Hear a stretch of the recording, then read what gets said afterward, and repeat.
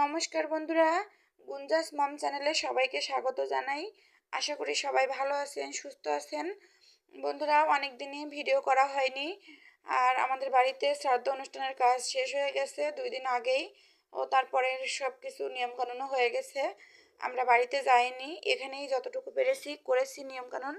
আর এই যে 2 দিন আগেই হয়ে গেছে, তো আজকে থেকে ভিডিও শুরু করলাম। সকাল থেকেই করব ভাবছিলাম, কিন্তু অনেকক্ষণ প্রায় 3 ঘন্টার মতো কারেন্ট ছিল না। আর কাজের চাপও ছিল, এজন্য মানে ক্যামেরাটা অন করা হয়নি। এখন দুপুর থেকেই ভিডিও শুরু করলাম। আর আমি তো করলার মানে উস্তে আর আলু ভেজে নিয়েছি দেখলেন। এখন পেঁপে আলু দিয়ে পাবদা মাছ রান্না করব, এজন্য এই যে তরকারিটা উঠিয়ে দিয়েছি।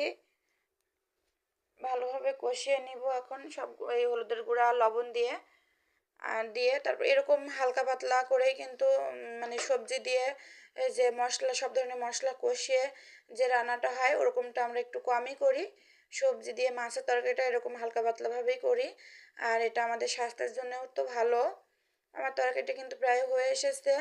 একটু জিরার গুঁড়া দিয়ে ফুটিয়ে তারপরে নামিয়ে নিব। পেঁপে আলু দিয়ে পাবদা মাছ খেতে কিন্তু ভালোই লাগে, সিম্পলভাবে হলেও। আর তরকারিটা কিন্তু হয়ে গেছে, এবারে এই যে নামিয়ে নিলাম। এবারে রান্নাঘরটা পরিষ্কার করে নিলাম। রান্না করতে করতে সব বাসন কোসন কিন্তু আমি মেজে পরিষ্কার করে নিয়েছিলাম। এবারে কড়াইটা ঢাকনাটা পরিষ্কার করে রান্নাঘরটা মুছে তারপর বেরিয়ে আসলাম। আর এই যে রান্না করতে যাওয়ার আগে যে আমি সব কিছু পরিষ্কার করে গুছিয়ে রেখে গেছিলাম, একটু দেখিয়ে দিচ্ছি। আর ঘরটাও কিন্তু মানে এর রুমটা, ডাইনিং, অন্য রুমটাও কিন্তু মুছেছিলাম। অনেক সময় এটাই করি যে সব কিছু পরিষ্কার করার পর ঝাড়ু দিয়ে তা মুছে তারপরে আমি রান্না করতে যাই। রান্না করার পর রান্নাঘরটা মুছে ফেলাই। তো স্নান করে খাওয়া দাওয়ার পর একটু ঘুমিয়েছিলাম। এখন বিকালবেলা এই যে রেডি হয়েছি। দুজনে এই যে একটু সাবার স্ট্যান্ডে যাচ্ছি। আর ওর বাবা ফোন করছিল, বিকালে একটু সময় বের করতে পারছে, তো এই জন্যই যাচ্ছি। সবসময় তো সময় বের করা যায় না।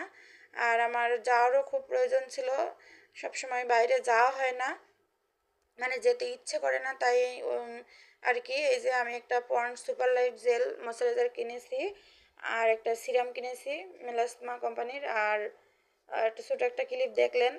আর এটা হচ্ছে কাঞ্চিপুরাম শাড়ি। এই শাড়িটা বের হওয়ার পর থেকে কেনা হয়নি, পরেছি, মা কিনেছিল তাই, কিন্তু আমার কেনা হয়নি।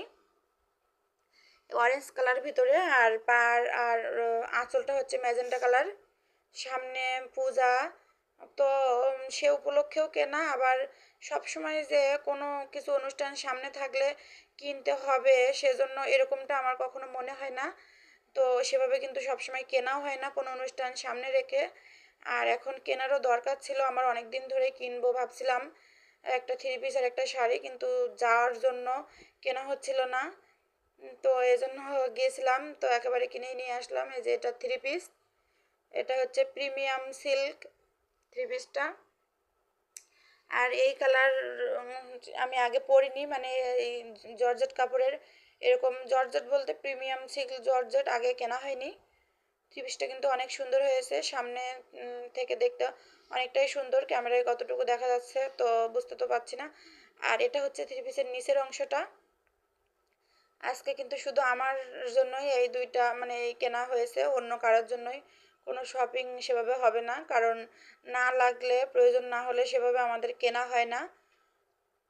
এই যে ওটা হচ্ছে ওড়না, ওড়নার 2 পাশে মানে পাটটা এরকম কাজ করা।